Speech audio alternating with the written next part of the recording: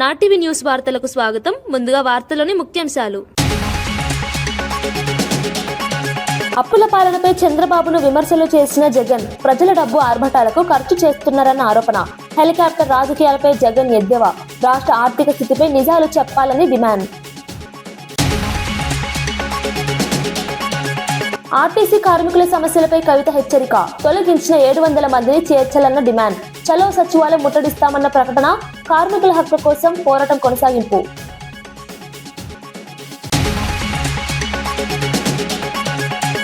గంజాయి నియంత్రణలో ప్రభుత్వం విఫలమన్న విమర్శ. చిన్నారి ఘటనపై మిథున్ రెడ్డి ఆవేదన. డ్రగ్స్ మాఫియాపై కఠిన చర్యల డిమాండ్. బాధిత కుటుంబానికి సాయం కోరిన వైసీపీ నేత.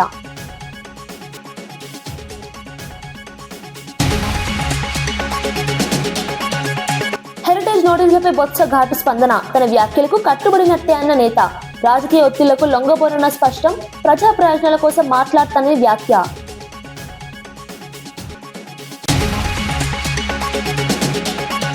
ఏఐ మనల్ని కాదు, మనమే ఏఐని నియంత్రించాలన్న మోడీ. మానవ విలువలతో ఏఐ వినియోగం అన్న మోదీ. డిజిటల్ ఇండియా దిశలో యువతకు పిలుపు. ప్రపంచ ఏఐ రంగంలో భారత్ సిద్ధమన్న ప్రధాని.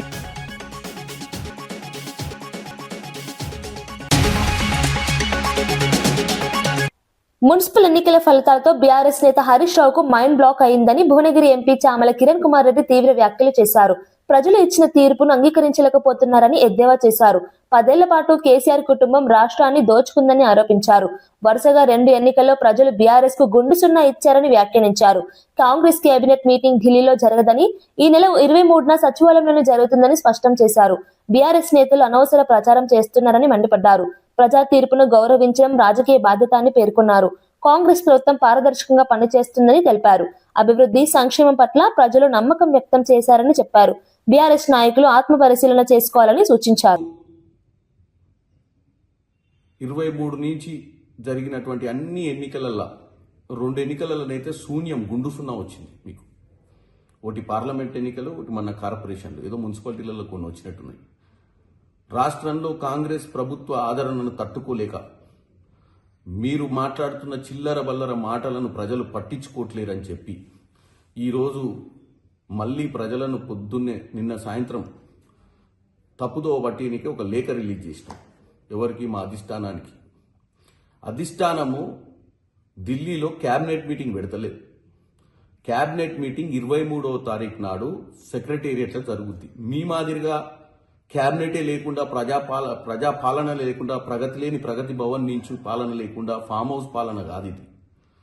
ఈరోజు ఢిల్లీకి కాంగ్రెస్ పెద్దలను, తెలంగాణలో ఉన్నటువంటి కాంగ్రెస్ పెద్దలను, పిసిసి అధ్యక్షులు అందరూ కూడా పోయిరు. అధిష్టానం ఎందుకు పిలుస్తుంది? వాస్తవాలు ఏం జరుగుతున్నాయి ఇచ్చినటువంటి మీరు చెప్పాల్సిన అవసరం లేదు. మా బాధ్యత. మమ్మల్ని ఈరోజు ప్రజలు 23లో అధికారం తెచ్చిర్రు. నిన్న జరిగిన మున్సిపల్ ఎన్నికలలో కూడా మమ్మల్ని ఆదరించి 92 సీట్లు ఇచ్చిర్రు. కాబట్టి ఇక ప్రజలకు నీ సొల్లు కబుర్లు చెప్పాల్సిన అవసరం లేదు. మాకు గురుతర బాధ్యత ఉంది. ప్రజలకు ఈరోజు సేవ చేయాల్సిన పరిస్థితి. ఎందుకంటే వాళ్ళు మమ్మల్ని ఆదరించే విధానం బట్టి మాకు ఇంకా బాధ్యత పెరుగుతుంది. అధిష్టానం కూడా ఈరోజు ఇచ్చిన వాగ్దానాలు ఏం జరుగుతుంది, ఎట్లా జరుగుతుంది, రాష్ట్రంలో కాంగ్రెస్ పార్టీ వ్యవహార శైలి ఎలా ఉంది అని తెలుసుకోవడానికి పెద్దల్ని పిలిచిరు తప్ప మీరు తెలంగాణ ప్రజల్ని పక్కతో పట్టిస్తున్నట్టుగా అక్కడ క్యాబినెట్ మీటింగ్ పెట్టలేదు. మీరు ఒకటి గుర్తుపెట్టుకోవాలి. మీ అందరికంటే, మనందరికంటే తెలంగాణ అస్తిత్వం, తెలంగాణ ఆత్మగౌరవం, తెలంగాణను బంగారు తెలంగాణ దిశగా తీసుకోవాల్సిన బాధ్యత కాంగ్రెస్ అధిష్టానానికే ఉంది. ఎందుకంటే ఆ రోజు కాంగ్రెస్ అధిష్టానం వల్లనే కాంగ్రెస్ యూపీఏ ప్రభుత్వంలో సోనియా గాంధీ గారు ఇచ్చిన మాట ప్రకారమే తెలంగాణ బిడ్డల కోసం. ఎన్నికలకు ముందు చంద్రబాబు ఎన్నో బిల్డప్లు ఇచ్చారని వైఎస్ జగన్ విమర్శించారు. కానీ అధికారంలోకి వచ్చిన తర్వాత అప్పుల్లో ఆల్ టైమ్ రికార్డులు బద్దలు కొడుతున్నారని ఆరోపించారు. అప్పు చేసి ప్రజలకు ఇచ్చిందేమీ లేదని, తెచ్చిన డబ్బంతా దోచుకో, పంచుకో, తినుకో అన్నట్టుగా వ్యవహరిస్తున్నారని తీవ్రంగా విమర్శించారు. నారా లోకేష్ పై కూడా సెటైర్లు వేశారు. ఈ మధ్య అందరూ గాల్లోనే తిరుగుతున్నారని, స్పెషల్ ఫ్లైట్లు, హెలికాప్టర్లలో ప్రయాణిస్తున్నారని వ్యాఖ్యానించారు. క్రికెట్ మ్యాచ్ చూడడానికి కొలంబో వెళ్లాల్సిన అవసరం ఏమిటని ప్రశ్నించారు. టీవీలో చూస్తే కనిపించదని ఎద్దేవా చేశారు. తాను కూడా టీవీలోనే మ్యాచ్ చూశానని చెప్పారు. ప్రజల డబ్బును వృధా చేయడం సరైన పద్ధతి కాదన్నారు. పాలన అంటే ప్రజల కోసం పనిచేయడం కావాలని, ఆర్భటాలు కాదని పేర్కొన్నారు. ముఖ్యమంత్రి గారు కొడుకు ఒక పూట విజయవాడలో ఉంటే మరో పూట హైదరాబాద్లో ఉంటాడు. ఇంకో పూట ఈ కొడుకు క్రికెట్ మ్యాచ్ కోసం పక్క దేశం వెళ్ళి కొలంబోలో మ్యాచ్ చూస్తాడు రాత్రికి. మరుసటి రోజు ఉదయం మళ్ళీ విజయవాడలో ఉంటాడు. మళ్ళీ ఆ సాయంత్రం విజయవాడ నుంచి ఢిల్లీకి పోతాడు. అంతే ప్రైవేట్ విమానాలే. దేశంలో బాధ్యతాయుతమైన పదవుల్లో ఉన్న వాళ్ళు ఇలా జల్సాలు చేసిన సంబరాలు ఎక్కడైనా ఉన్నాయా? కొలంబోలో మ్యాచ్ ఆడతా అంటే ఈయనకేం స్వామి, నాకు అర్థం కాదన్నా. ప్రైవేట్ ఫ్లైట్లో కొలంబోకు పోయి మ్యాచ్ చూస్తాడు. ఈ టీవీ చూస్తే కనపడదా మ్యాచ్?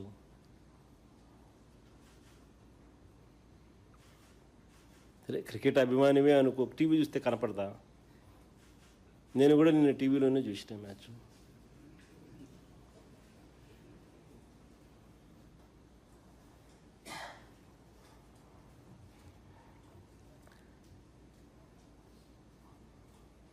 రాష్ట్ర ఆదాయాలు ఎలా పెరుగుతాయి? బొత్స తాను ఎప్పుడూ వాస్తవాలే మాట్లాడతానని, ఇప్పటి వరకు మాట్లాడిన మాటలకు కట్టుబడి ఉంటానని మండలి ప్రతిపక్ష నేత బొత్స సత్యనారాయణ స్పష్టం చేశారు. రాజకీయాల్లో అనుభవం ఉన్న వ్యక్తినని, తాను చిన్న పిల్లాడిని కాదని వ్యాఖ్యానించారు. తన వ్యాఖ్యలను వక్రీకరించడం సరైంది కాదన్నారు. ప్రజలకు నిజాలు తెలియాలని తాను మాట్లాడుతున్నానని పేర్కొన్నారు. అధికార పార్టీపై అవసరమైతే విమర్శలు చేస్తానని, అది ప్రజాస్వామ్యంలో భాగమని చెప్పారు. తన మాటల వెనుక బాధ్యత ఉంటుందని స్పష్టం చేశారు. రాజకీయ ఒత్తిళ్లకు తాను లోబడనని అన్నారు. ప్రజల ప్రయోజనాల కోసం మాట్లాడటం తన బాధ్యత అని చెప్పారు. వాస్తవాలను బయటపెట్టడమే తన లక్ష్యమని పేర్కొన్నారు.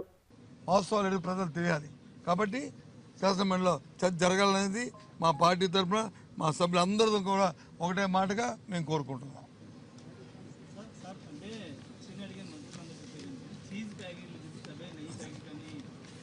సార్ నాకేం తెలియదా అమాయకుండా? నేనేమి ఏం చూపెట్టాను? హెరిటేజ్కి ఇందాపూర్కి ఉన్న ఎస్టాబ్లిష్మెంట్ చూసుకోండి. ఈ ప్యాకెట్ మీద చూసుకోండి. హెరిటేజ్ది ఇగో ఇందాపూర్ తాలూకు పేరు కనిపించట్లేదు, చదువుకోండి అని చెప్పాను తప్ప నేను అమాయకుడిని కాదు. అంత మోసం చేయవలసిన అవసరం చంద్రబాబు నాయుడుగా అంత అడ్డగోలుగా మాట్లాడి మా తత్వం నాది కాదు. నేను మాట్లాడకూడదా? నేను దాని ప్యాకెట్ మీద క్లియర్ కట్గా హెరిటేజ్ ఉంటూ ఇందాపురతో చూసుకోండి అని ఆ ప్యాకెట్ ఇవ్వండి. అది ఉండవు కదా మీ దగ్గర ప్యాకెట్, అది ఆ నెయ్యి ప్యాకెటో చీజ్ ప్యాకెటో ఏదో మీద ఉంది కదా, ఆ ప్యాకెట్ ఇవ్వండి అని అడిగాను. అది కూడా ప్రశ్న చెప్పలే, అడిగే అది చూపెట్టాను. మీకు అది చూపెట్టాను. ఇందాపూర్ తయారు చేసింది హెరిటేజ్ ఇదని చూపెట్టాను. ఇంకేంటి? 1000 మంది ఆర్టీసీ కార్మికులను సంస్థ అన్యాయంగా విధుల నుంచి తొలగించిందని కవిత ఆరోపించారు. జాగృతి డిమాండ్ చేయడంతో కేవలం 300 మందిని మాత్రమే తిరిగి విధుల్లోకి తీసుకున్నారని, ఇంకా 700 మంది కార్మికులు రోడ్డున పడ్డారని తెలిపారు. వారిని కూడా వెంటనే విధుల్లోకి తీసుకోవాలని డిమాండ్ చేశారు. మిగిలిన కార్మికులను చేర్చుకోకపోతే ఈ నెల 24న కార్మికులతో కలిసి సచివాలయాన్ని ముట్టడిస్తామని హెచ్చరించారు. కార్మికుల పొట్ట కొట్టే చర్యలను సహించబోమన్నారు. అందరికీ న్యాయం జరిగే వరకు పోరాటం ఆగదని స్పష్టం చేశారు. కార్మికుల సమస్యలను ప్రభుత్వం తక్షణం పరిష్కరించాలని కోరారు. సెక్రటేరియట్ ని ముట్టడించడం జరుగుతుంది. మీరు దిగొచ్చేంత వరకు ఉద్యమాలలో పాల్గొంటామని చెప్పి గౌరవ ముఖ్యమంత్రి గారికి, అదేవిధంగా కాంగ్రెస్ ప్రభుత్వానికి మేము హెచ్చరిక చేస్తా ఉన్నాము. Thank you. జై తెలంగాణ. దేశవ్యాప్తంగా రాజ్యాంగాన్ని చేతిలో పట్టుకుని తిరిగే కాంగ్రెస్ పార్టీ తెలంగాణలో మాత్రం దళిత, గిరిజనుల భూములను గుంజుకుంటోందని ఎమ్మెల్సీ డాక్టర్ శ్రావణ్ దాసోజు విమర్శించారు. రేవంత్ ప్రభుత్వం బుల్డోజర్లతో పేదల ఇండ్లపై దాష్టీకం చేస్తుందని ఆరోపించారు. పేదల ఇండ్లకు కరెంటు, నీళ్లు కట్ చేసి అధికారులు కాంగ్రెస్ తొత్తులుగా మారిపోయారని వ్యాఖ్యానించారు. అభివృద్ధి పేరుతో పేదలను ఇబ్బంది పెట్టడం సరైంది కాదన్నారు. భూముల విషయంలో పారదర్శకత ఉండాలని డిమాండ్ చేశారు. రాజ్యాంగ విలువలను కాపాడాలని సూచించారు. బుల్డోజర్ చర్యలతో భయాందోళన సృష్టించొద్దన్నారు. పేదల పక్షాన నిలబడతామని తెలిపారు. వైఖరితో పేద దళిత వర్గాల యొక్క భూములను గద్దల్ లెక్క ఇవాళ లాక్కపోయేటువంటి ఒక దుర్మార్గమైన ప్రయత్నం చేయటాన్ని బీఆర్ఎస్ పార్టీ పక్షాన మేము తీవ్రంగా ఖండిస్తా ఉన్నాం. లగచర్ల ఉదంతం మర్చిపోలే. ఫార్మా కంపెనీల పేరు మీద రేవంత్ రెడ్డి గారి ప్రభుత్వం లగచెర్లలో పేద గిరిజనుల పైన ఏ రకమైనటువంటి దాడులు చేసి ఆఖరికి అక్కడ ఉన్నట్టు మహిళలను వృద్ధులను విచక్షణారహితంగా హింసకు గురి చేసి భూములు లాక్కోవాలని చెప్పని చేసిన కుట్ర ప్రయత్నాన్ని ఆ దుర్మార్గాన్ని మర్చిపోకముందే ఇవాళ వరంగల్ పట్టణంలో భద్రకాళి అమ్మవారి సాక్షిగా అక్కడ ఉన్నటువంటి ఒక దాదాపు 60-70 సంవత్సరాలుగా అక్కడ ఉన్నటువంటి ఒక దళిత కుటుంబాలను అత్యంత దుర్మార్గమైనటువంటి ఒక రీతిలో అభివృద్ధి పేరు మీద ప్రాజెక్టుల పేరు మీద కనీస డ్యూ ప్రాసెస్ నోటీసులు ఇవ్వకుండా వాళ్ళ ఇళ్లను కబ్జా చేయాలని చెప్పని కూల్చివేయాలని చెప్పని బుల్డోజర్ రాజ్యం చలాయిస్తూ రేవంత్ రెడ్డి గారి ప్రభుత్వం అత్యంత దాష్టికానికి పాల్పడుతున్నటువంటి ఒక విషయాన్ని తీవ్రంగా ఖండిస్తా ఉన్నాం. ఎక్కడా ఇనలే భారతదేశంలో ఏమంటారు కదా, ఎలుకలను వరి పొలాల్లో ఉన్నటువంటి ఒక ఎలుకలను పందికొక్కులను చంపడానికి కోసం పొగలు పెడతారు అని చెప్పని కన్నాల్లో కలుగుల్లో పొగ పెడతారు అని చెప్పనిన్నాం. అదే క్రూరమైన వైఖరి వాళ్ళ మాదిగ బిడ్డలైనటువంటి ఒక 40-50 కుటుంబాలు దళిత కుటుంబాల పైన ఇవాళ రేవంత్ రెడ్డి ప్రభుత్వం దుర్మార్గంగా ప్రయోగించింది. తాగడానికి మంచినీళ్లు కేసీఆర్ గారు ఇంటింటికి మంచినీళ్ళు ఇస్తే ఆ మంచినీటి కనెక్షన్లను కట్ చేసి మీకు మంచినీటి కనెక్షన్లు కట్ చేస్తున్నాం, మీరు ఇంట్లో బతుకుతారా సస్తారా ఇల్లు ఖాళీ చేస్తారా లేరా అని చెప్పని తాగడానికి నీళ్లు లేకుండా ఇండ్లను కట్ చేసిండ్రు. ఇదే న్యాయం అంటే ఆఖరికి కరెంటు కూడా కట్ చేస్తామని చెప్పని అత్యంత పాశవికమైనటువంటి రీతిలో వాళ్ళను హింసకు గురి చేస్తే కలెక్టర్ దగ్గరికి పోయినరు. కలెక్టర్లు ఇవాళ పాలక వర్గానికి తొత్తులుగా మారిపోయి వరంగల్ కలెక్టర్ కనీసం స్పందించలేదు, న్యాయం చేయలేదు, వాళ్లకు మంచినీటి సౌకర్యాన్ని రెస్టోర్ చేయలేదు, కరెంట్ కట్ చేస్తా అన్నటువంటి వాళ్ళపైన చర్యలు చేపట్టలేదు.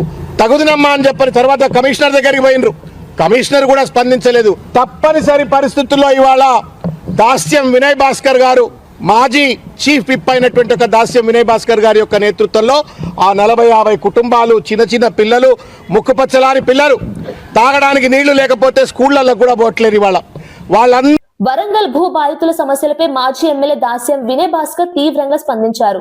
రేవంత్ రెడ్డి బుల్డోజర్ విధానాల వల్ల దళితులు ఇండ్లు కోల్పోతున్నారని ఆరోపించారు. పేదల ఇళ్లపై అకస్మాత్తుగా బుల్డోజర్లు నడపడం అమానుషమని విమర్శించారు. భూ సమస్యల్లో బాధితులకు చట్టబద్ధ రక్షణ కల్పించాల్సిన ప్రభుత్వం బలవంతపు ఖాళీలు చేయించడం అన్యాయమన్నారు. వరంగల్ ప్రాంతంలో ఇళ్లను కూల్చివేసిన కుటుంబాలకు న్యాయం చేయాలని, పునరావాసం కల్పించాలని డిమాండ్ చేశారు. దళితులు బలహీన వర్గాల హక్కులను కాపాడేందుకు బీఆర్ఎస్ పార్టీ నిరంతరం పోరాడుతుందని స్పష్టం చేశారు. కాకుండా నీళ్లు కాదు కరెంటు కూడా కట్ చేస్తా మేము బుల్డోజర్లు పెట్టి మరో హైడ్రా తీరుగా కూలగొడతా అని చెప్పి మరి వాళ్ళని హెచ్చరించడం జరిగింది.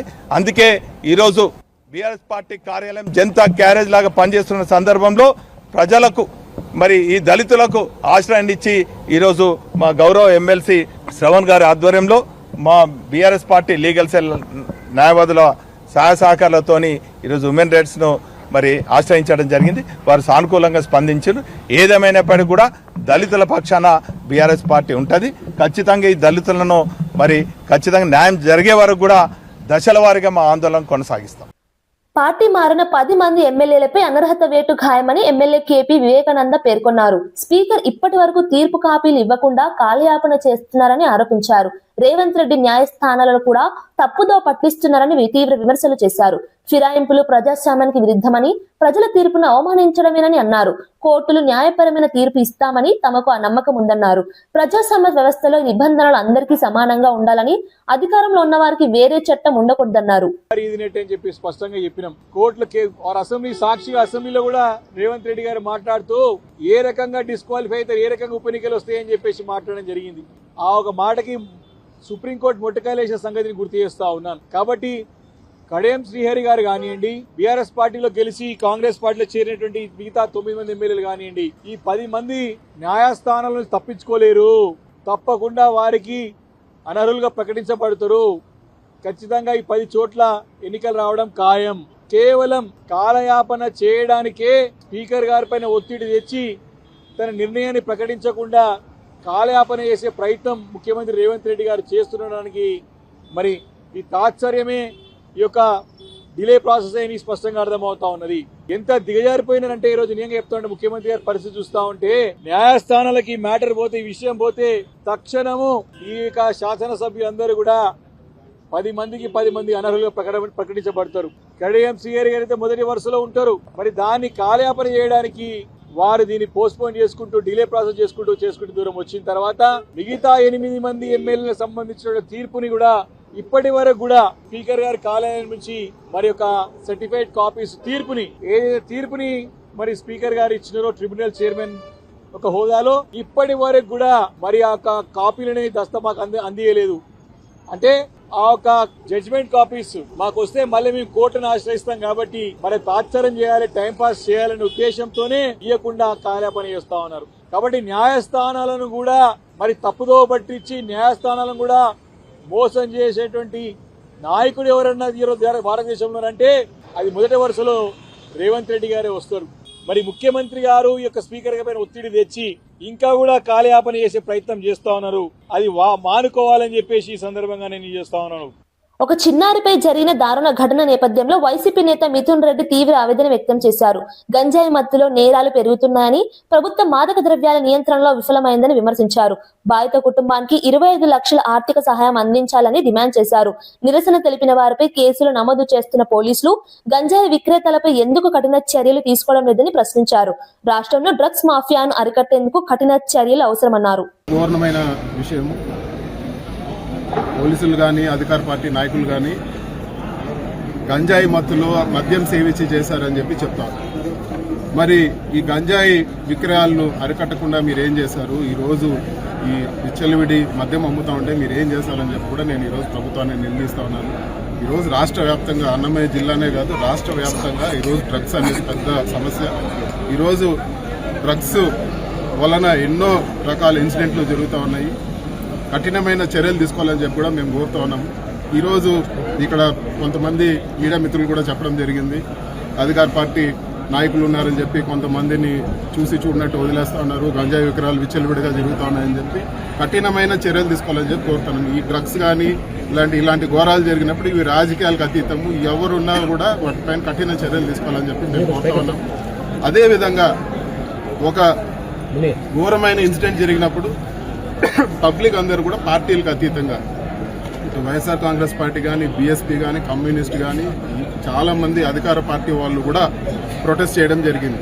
ప్రొటెస్ట్ అనేది ఒక డెమోక్రటిక్ ప్రాసెస్ లో భాగం.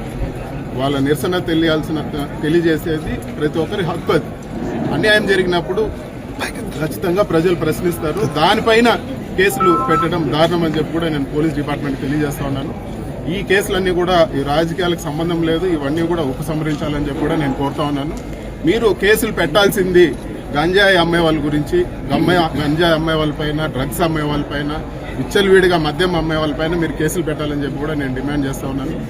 ఈరోజు ఎవరిని అడిగినా కూడా ఎక్కడ దొరికినా గంజాయి దొరుకుతా ఉందని చెప్పి ఒక కామన్ పబ్లిక్ కి గంజాయి అమ్మకాలు వాళ్ళు చూసి ఇక్కడంతా అమ్ముతా ఉన్నారని చెప్పగలిగినప్పుడు డిపార్ట్మెంట్ ఎందుకు పట్టుకోలేకుంది? ఎందుకు మీరు ఇంత పట్టుదలగా ఈరోజు నిరసన వ్యక్తం చేసిన వాళ్ళ పైన పెట్టినంత పట్టుదలగా కేసులు మీరు ఈ డ్రగ్స్ కానీ, గంజాయి విక్రయాలు, అదేవిధంగా విచ్చలవిడిగా మద్యం అమ్మే వాళ్ళపైన మీరు ఎందుకు చర్యలు తీసుకోవడం లేదు? కఠినమైన చర్యలు తీసుకోవాలి. అటు అధికార పక్షంలో సంబంధాలు ఉన్నా కూడా వాళ్ళందరినీ కూడా లోపలేయాలని చెప్పి మేము ఖచ్చితంగా డిమాండ్ చేస్తా ఉన్నాము. అదేవిధంగా ఈ కుటుంబానికి ఎవరైతే ఈ అమ్మాయి చనిపోయిందో వాళ్ళ తల్లిదండ్రులకు ఆర్థిక సాయం చేయాలని చెప్పి కూడా మేము కోరుతా ఉన్నాము. 25 లక్షలు వెంటనే సాయం చేయాలి. చాలా మంది ఫోన్లో వాళ్ళని పరామర్శించడం జరిగింది. ఇవన్నీ పరామర్శలు చేసినా కూడా ఆర్థిక సాయం 25 లక్షలు ఖచ్చితంగా చేయాలని చెప్పి మేము డిమాండ్ చేస్తున్నాం. తక్షణమే చేయాలా. అదేవిధంగా మదన్పల్లి వైఎస్ఆర్ కాంగ్రెస్ పార్టీ తరఫున తిప్పారెడ్డి గారు కానీ, నిసార్ అహ్మద్ గారు కానీ బాలిక తల్లిదండ్రులు కలిసి ఆర్థిక సాయం చేసేదానికి కూడా మేము ఒక నిర్ణయం తీసుకున్నాము. వాళ్ళ కుటుంబ సభ్యులతో కలిసి వాళ్ళకు తగిన ఆర్థిక సాయం చేస్తారని చెప్పి కూడా మా పార్టీ తరఫున నేను తెలియజేస్తా ఉన్నాను. అదేవిధంగా ఈ డ్రగ్స్ పైన ఖచ్చితంగా కఠిన చర్యలు తీసుకోవాలని చెప్పి మరొకసారి డిమాండ్ చేస్తూ సెలవు తీసుకుంటాను. హెరిటేజ్ సంస్థ నుంచి వచ్చిన నోటీసులపై మండలి ప్రతిపక్ష నేత బొత్స సత్యనారాయణ స్పందించారు. తాను వాస్తవాలే మాట్లాడుతున్నానని, ఇప్పటికూ తన వ్యాఖ్యలకు కట్టుబడి ఉన్నానని స్పష్టం చేశారు. ప్రజలకు నిజాలు తెలియాలనే ఉద్దేశంతోనే వ్యాఖ్యలు చేశానని తెలిపారు. రాజకీయ ఒత్తిళ్లకు లొంగబోనని, తన మాటలకు వెనక్కి తీసుకునే ప్రసక్తి లేదన్నారు. ప్రజా ప్రయోజనాల కోసం మాట్లాడడం తన బాధ్యత అని పేర్కొన్నారు. ఇది ప్రజా సమస్య, ప్రజలకు కావాలి దీని మీద వివరణలు, ప్రజలకు తెలియాలి వివరణ, వాస్తవాలు ప్రజలు తెలియాలి. కాబట్టి శాసనమండలిలో చర్చ జరగాలనేది మా పార్టీ తరఫున మా సభ్యులందరితో కూడా ఒకటే మాటగా మేము కోరుకుంటున్నాం.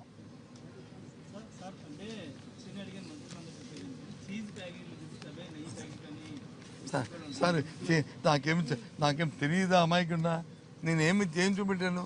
హెరిటేజ్కి ఇందాపూర్కి ఉన్న ఎస్టాబ్లిష్ ఇంకో చూసుకోండి, ఈ ప్యాకెట్ మీద చూసుకోండి, హెరిటేజ్ది ఇంకో ఇందాపూర్ తాలూకు పేరు కనిపించట్లేదు, చదువుకోండి అని చెప్పాను తప్ప నేను అమాయకుడిని కాదు. అంత మోసం చేయవలసిన అవసరం చంద్రబాబు నాయుడుగా అంత అడ్డగోలుగా మాట్లాడి మా తత్వం నాది కాదు. నేను మాట్లాడకూడదా?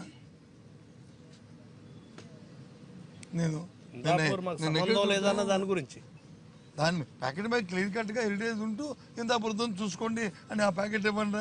అది ఉండవు కదా మీ దగ్గర ప్యాకెట్, అది ఆ నెయ్యి ప్యాకెటో చీజ్ ప్యాకెటో ఏదో మీద ఉంది కదా, ఆ ప్యాకెట్ ఇవ్వండి అని అడిగాను. అది కూడా ప్రస్తుతం చెప్పలే,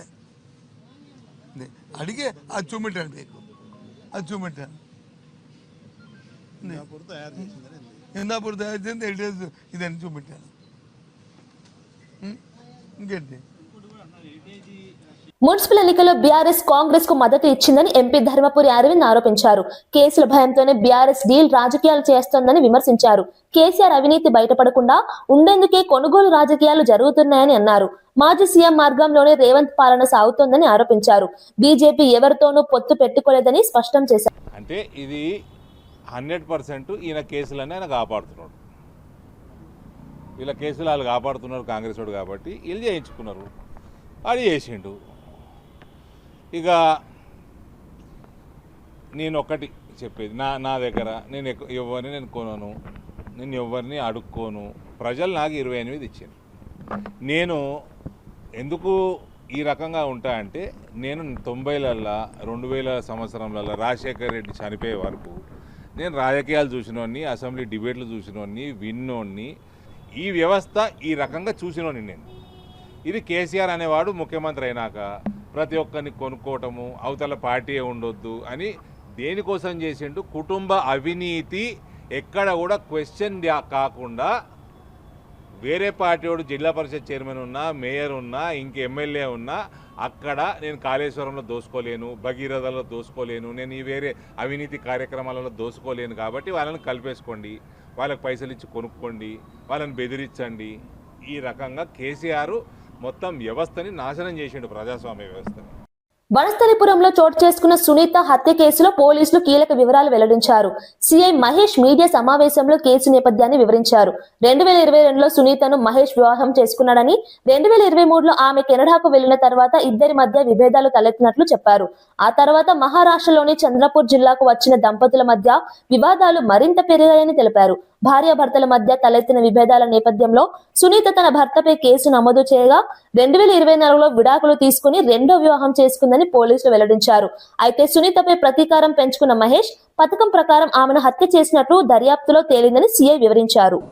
23లో కెనడాకి వెళ్తారు. అక్కడ ఒక వారం రోజులు ఉంటుంది. ఈమె అక్కడ కాపురం చేసిన తర్వాత వారం రోజులకు మళ్ళీ గొడవలు వచ్చి మనస్పర్ధలు ఎక్కువ అయ్యేసరికి అక్కడి నుండి ఇండియా రిటర్న్ వచ్చేస్తుంది.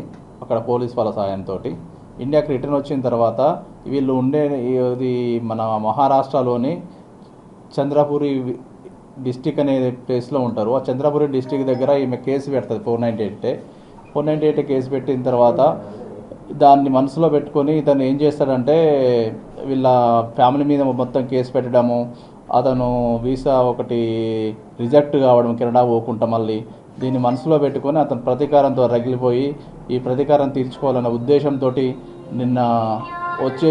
నిన్న ఎవరు లేని సమయంలో 18వ తారీఖు రోజు నిన్న 11:30-12 గంటల సమయంలో వాళ్ళ యొక్క ఫ్లాట్లోకి చొరబడి ఆమె మీద అతను తీసుకొచ్చుకున్నటువంటి 3 కత్తులతోటి దాడి చేయడం జరిగింది. ఈ సమాచారం మాకు 100 డయల్ ద్వారా వెంటనే రాగా మేమందరం కూడా స్పాట్కు చేరుకున్నాం. అతన్ని పారిపోకుండా అక్కడనే బంధించడం జరిగింది. అతన్ని మా కస్టడీకి తీసుకొని ఈరోజు రిమాండ్ తరలించడం జరుగుతుంది. ప్రధాని నరేంద్ర మోదీ కృత్రిమ మేధస్సుపై కీలక వ్యాఖ్యలు చేశారు.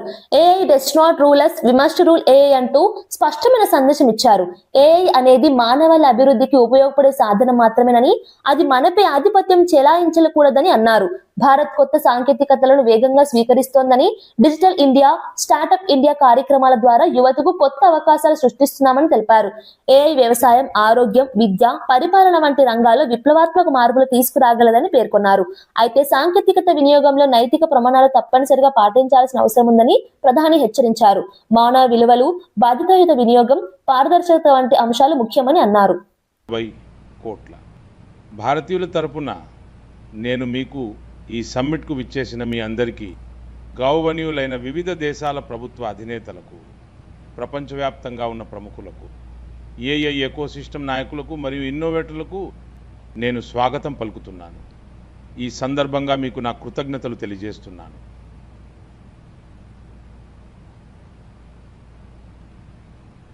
ఈ సదస్సు భారతదేశంలో జరగడం భారతదేశానికి, అలాగే మొత్తం గ్లోబల్ సౌత్ కోసం గర్వకారణం. మరియు ఈ సదస్సులో ఏఐ అనేది, సోదరులారా, ప్రపంచం నలుమూలల నుండి ఒక పెద్ద సమూహం ఇక్కడ ఉంది.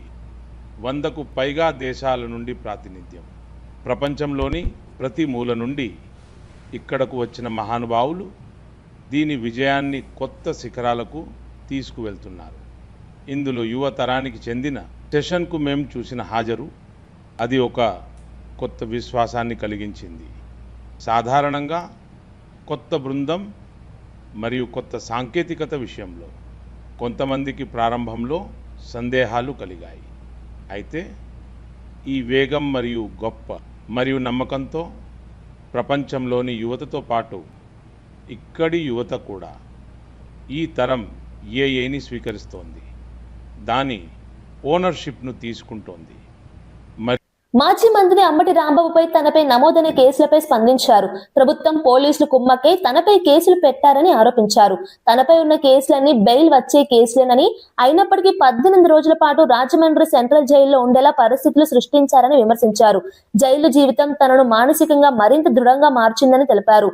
తనకు మద్దతుగా నిలిచిన పార్టీ శ్రేణులు, అభిమానులు, ప్రజలకు కృతజ్ఞతలు తెలిపారు. రాజకీయంగా తనను దెబ్బతీయాలనే ఉద్దేశంతోనే ఈ చర్యలు జరిగాయని ఆరోపించారు. కుమ్మక్కై చేసినటువంటి సంఘటనలు నేను చాలా వివరంగా గుంటూరు వెళ్ళిన తర్వాత మళ్ళా మాట్లాడతాను. నేను అందరికీ ఈ సందర్భంగా నా ధన్యవాదాలు తెలియజేస్తున్నాను. నాకు ఎవరైతే సపోర్ట్ చేశారో ఈ సంఘటనలో, ఎవరైతే మద్దతు పలికారో వారందరికీ నా హృదయపూర్వక ధన్యవాదాలు. అలాగే కొంతమంది మద్దతు పలకలేదు, వారికి కూడా నా ధన్యవాదాలు. వారు ఏమన్నారంటే, పెద్ద మాట అన్నారు, దానికి కూడా నేను గుంటూరు వెళ్ళిన సమాధానం చెప్తా. అదేమన్నారంటే, అసహ్యంగా మాట్లాడితే దాడులు చేయరా అని. అసహ్యంగా మాట్లాడితే దాడులు చేయదలుచుకుంటే ఎంతమంది మీద చేయాలి? అసహ్యంగా మాట్లాడే వాళ్ళ మీద. అది ఒక అంశం. వాళ్ళకు కూడా నేను రేపు నా సమాధానాన్ని తప్పనిసరిగా చెప్తా. 18 రోజులు నన్ను జైల్లో పెడితే నేను భయపడతా అనుకున్నారేమో. భయపడే ప్రశ్న ఈ అంబటి రాంబాబుకు ఉద్భవించదని మనవి చేస్తున్నా. ఎందుకంటే ఈ చంద్రబాబు నాయుడు గారి ప్రభుత్వం వచ్చినప్పుడే జైల్లో ఉండటానికి సిద్ధపడ్డానని కూడా ఈ సందర్భంగా మనవి చేస్తున్నా. నన్ను హింసించాలని, నన్ను జైల్లో పెట్టాలని చంద్రబాబు, లోకేష్ ఎప్పటి నుంచో ప్రయత్నం చేస్తున్నారు. ఎక్కడో దొరికాను, లోపల పెట్టారు. చూద్దాం, టైం విల్ కమ్ అగైన్. పరిస్థితులు మళ్ళా మారతాయి. ఈ పాపానికి వారు పరిష్కారం చేయక తప్పదని కూడా ఈ సందర్భంగా నేను మనవి చేస్తున్నాను. రాజమండ్రి సెంట్రల్ ప్రిజన్ నాకు పట్టుదలను పెంచే ఒక శిక్షణా కేంద్రం అని కూడా ఈ సందర్భంగా నేను మనవి చేస్తున్నాను. మరింత పట్టుదలగా, మరింత కసిగా ఎన్ని కేసులు పెట్టినా, ఎన్ని రోజులు జైల్లో ఉన్నా ఒక్క అడుగు కూడా వెనక్కు వెయ్యను. జగన్మోహన్ రెడ్డి గారి నాయకత్వంలో ఈ కూటమి ప్రభుత్వాన్ని ప్రజాస్వామ్యబద్ధంగా కూల్చేంత వరకు ఈ పోరాటం ఆగదు. ఎన్నిసార్లు జైల్లో పెట్టినా వెనక్కు వెళ్లే ప్రశ్న లేదు. అన్యాయంగా, అక్రమంగా జైల్లో పెట్టారు. నా ఇల్లు దహనం చేయడానికి ప్రయత్నం చేశారు, నా కార్లు పగలగొట్టారు, నా ఆఫీస్ పగలగొట్టారు, నా పెళ్ళాం బిడ్డల్ని తరిమి కొట్టారు, నన్ను చంపడానికి ప్రయత్నం చేశారు, తీసుకొచ్చి జైల్లో పెట్టారు. ఏమైంది? ఏమైద్దని అడుగుతా ఉన్నా. చంద్రబాబు నాయుడు అడుగుతా ఉన్నా, లోకేష్ని అడుగుతా ఉన్నా, ఏమైద్ది ఏమీ కాదు. మళ్ళా కాలం గిరున తిరిగి వస్తుంది. అన్నిటికీ సమాధానం ఇవాళ చాలామంది మిత్రులు మాట్లాడారు. బయట జరిగిన సంఘటనలు నాకు తెలియదు, చాలా తక్కువ మాత్రమే, పేపర్లో ఉన్నవి మాత్రమే నేను తెలుసుకున్నాను. జైలు జీవితాన్ని నేను వచ్చే 3 ఏళ్ల తర్వాత కూడా రాష్ట్రంలో కాంగ్రెస్ పార్టీని అధికారంలోకి వస్తుందని పిసిసి అధ్యక్షుడు మహేష్ కుమార్ గౌడ్ ధీమా వ్యక్తం చేశారు. ఢిల్లీలో అధిష్టానంతో సమావేశం అనంతరం మీడియాతో మాట్లాడిన ఆయన ప్రభుత్వం ఇచ్చిన హామీలన్నీ అమలు చేస్తున్నామని తెలిపారు. మున్సిపల్ ఎన్నికల్లో 80% ప్రజలు కాంగ్రెస్ కు మద్దతు ఇచ్చారని, ఇది ప్రజల విశ్వాసానికి నిదర్శనమని పేర్కొన్నారు. అభివృద్ధి, సంక్షేమ కార్యక్రమాల అమలులో ప్రభుత్వం కట్టుబడి ఉందన్నారు. పార్టీ బలోపేతానికి క్షేత్రస్థాయిలో కృషి చేస్తున్నామని, ప్రజల ఆకాంక్షలు నెరవేర్చడమే లక్ష్యమని చెప్పారు. కేంద్ర రాష్ట్ర స్థాయిలో సమన్వయంతో ముందుకు సాగుతామని తెలిపారు. అనేటువంటి మాట కూడా ఖర్గే గారు చెప్పడం జరిగింది. రాబోయే రోజుల్లో కూడా ప్రజల యొక్క ఆకాంక్ష మేరకు ఇప్పుడు ఇస్తున్నటువంటి అభివృద్ధి, ముఖ్యంగా రాహుల్ గాంధీ గారు ఇంటిగ్రేటెడ్ స్కూల్స్ యొక్క విధి విధానాల మీద అడిగి తెలుసుకున్నారు. వ్యవసాయ పరంగా ఇవాళ ఈ రాష్ట్రం ప్యాడీలో అగ్రగామిగా, ప్రొడక్షన్లో కాకుండా ప్రొక్యూర్మెంట్లో కూడా అగ్రగామిగా ఉందన్నటువంటి విషయాన్ని తెలుసుకున్న తర్వాత మిగతా క్రాపుల్ని కూడా ఎంకరేజ్ చేయాల్సిందిగా వారు చెప్పడం జరిగింది. రాష్ట్రంలో రాజకీయంగా, ప్రభుత్వ పరంగా, పార్టీ పరంగా జరుగుతున్నటువంటి అన్ని అంశాల మీద వారు కూలంకషంగా చర్చ చేశారు. భవిష్యత్తులో తీసుకోవాల్సినటువంటి చర్యల గురించి కూడా వారు సూచనలు చేశారు. 6 గ్యారంటీలో మెజారిటీ అంశాలు ప్రజలకు అందుతా ఉన్నాయి. 8 లక్షల కోట్ల అప్పు మన ఎత్తిన పెట్టిపోయినప్పటికీ కూడా మా మంత్రివర్గ సభ్యులు చాలా చాకచక్యంగా ఉన్నదాన్ని అడ్జస్ట్ చేసుకొని ప్రజలకు ఇవ్వాల్సి ఇస్తా ఉన్నారు. 6 అంశాల్లో మెజారిటీ అంశాలు ఇప్పటికే ఇస్తా ఉన్నాం. ఇంకా దాదాపు 3 సంవత్సరాలు మాకు సమయం ఉంది. ఇవన్నీ ఇస్తాం. 3 సంవత్సరాల తర్వాత శబాషి అనిపించుకుని మళ్ళీ అధికారంలోకి మేమే వస్తాం. మేము అధిష్టానం దగ్గర మోకరిల్లు వెళ్తున్నాం చెప్పుకునే వారికి చెప్పాల్సింది, బీజేపీ పార్టీ అధిష్టానం ఎక్కడుంటుంది? కాంగ్రెస్ పార్టీ, బీజేపీ పార్టీలు జాతీయ పార్టీలు, జాతీయ దృక్పథం పనిచేస్తాం. ప్రతిసారి మతం పేరిట, ప్రాంతం పేరిట రెచ్చగొట్టే మాటలు. బడ్జెట్ చర్చల సందర్భంగా మండలిలో వైసీపీ సభ్యులు గందరగోళం సృష్టిస్తున్నారని ప్రభుత్వ విప్ కడప ఎమ్మెల్యే రెడ్డప్ప గారి మాధవిరెడ్డి మండిపడ్డారు. బడ్జెట్ పై చర్చలో పాల్గొనకుండా రచ్చ చేయడం ప్రజాస్వామ్యానికి విరుద్ధమని అన్నారు. ప్రజల సమస్యలు, అభివృద్ధి అంశాలపై చర్చించాల్సిన సమయంలో రాజకీయ ఆరోపణలతో సభా కార్యక్రమాలను అడ్డుకోవడం సరికాదని విమర్శించారు. ప్రభుత్వం పారదర్శకంగా బడ్జెట్ ప్రవేశపెట్టిందని, అన్ని వర్గాల అభివృద్ధిని దృష్టిలో ఉంచుకొని కేటాయింపులు చేశామని తెలిపారు. విపక్షం నిర్మాణాత్మక చర్చకు ముందుకు రావాలని సూచించారు. ప్రజల ప్రయోజనాల కోసం కలిసి పనిచేయాలని పిలుపునిచ్చారు. సభా పరంపర, నియమావళిని గౌరవించాలని పేర్కొన్నారు.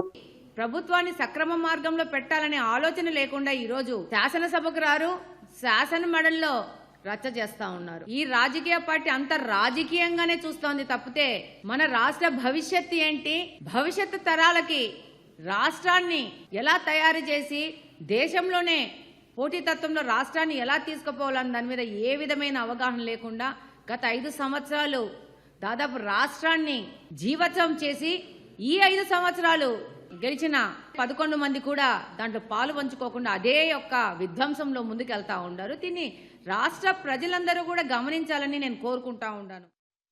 వార్తలు ముగించే ముందు ముఖ్యాంశాలు మరోసారి. అప్పుల పాలనపై చంద్రబాబును విమర్శలు చేసిన జగన్, ప్రజల డబ్బు ఆర్భటాలకు ఖర్చు చేస్తున్నారన్న ఆరోపణ. హెలికాప్టర్ రాజకీయాలపై జగన్ ఎద్దేవా. రాష్ట్ర ఆర్థిక స్థితిపై నిజాలు చెప్పాలని డిమాండ్. ఆర్టీసీ కార్మికుల సమస్యలపై కవిత హెచ్చరిక. తొలగించిన 700 మందిని చేర్చాలన్న డిమాండ్. చలో సచివాలయం ముట్టడిస్తామన్న ప్రకటన. కార్మికుల హక్కు కోసం పోరాటం కొనసాగింపు.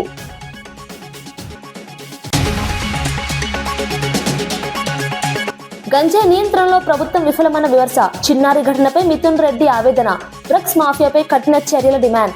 బాధిత కుటుంబానికి సాయం కోరిన వైసీపీ నేత.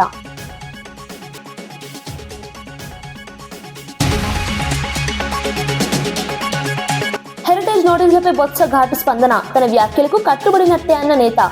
రాజకీయ ఒత్తిళ్లకు లొంగబోనున్న స్పష్టం. ప్రజా ప్రయోజనాల కోసం మాట్లాడతానని వ్యాఖ్య.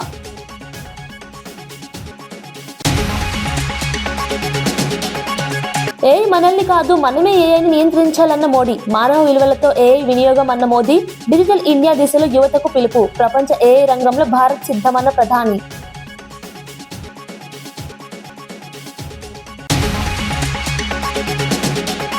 ఇవి ఈనాటి వార్తా విశేషాలు. మరో బులెటిన్లో మళ్ళీ కలుద్దాం. నమస్కారం.